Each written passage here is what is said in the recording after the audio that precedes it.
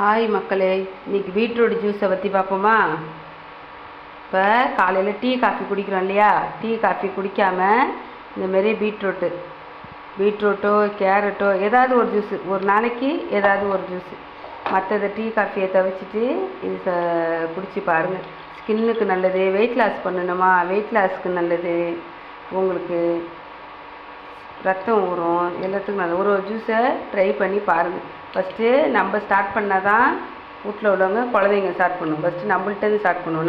நம்ம ஸ்டார்ட் பண்ணுவோம், அப்புறம் குழந்தைங்களுக்கு கொடுப்போம், அப்புறம் வயசானவங்களுக்கு கொடுப்போம், அப்புறம் நம்ம வீட்டில் உள்ளவங்க பார்ப்போம். டீ காஃபி சமைச்சிட்டு இது முடிஞ்ச அளவுக்கு சுகர் போடாமல் இதை ட்ரை பண்ணி பாருங்கள்.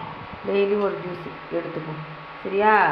தலையை வலிக்குது, டீ தான் குடிக்கணும்னு இல்லை, தலைவலி மாத்திரம் இல்லை, நம்ம மைண்டில் அதை செட் பண்ணியிருக்கோம்.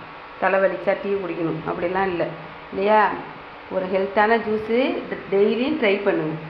டெய்லியும் ஹெல்த்தான ஜூஸ். இதில் நான் என்ன போட்டிருக்கேன்னா பீட்ரூட்டு பாருங்கள், நான் என்ன போட்டிருக்கேன்னா பீட்ரூட்டு, 2 பீஸ் தேங்காய், கருவேப்பிலை, ஒரு பீட்ரூட்டு தான் போட்டிருக்கேன்.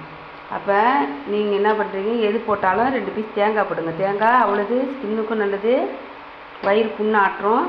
கருவேப்பிலை கொஞ்சம் உருவி போட்டுங்க, கண்ணுக்கு நல்லது, உங்களுக்கு ஹேருக்கு நல்லது.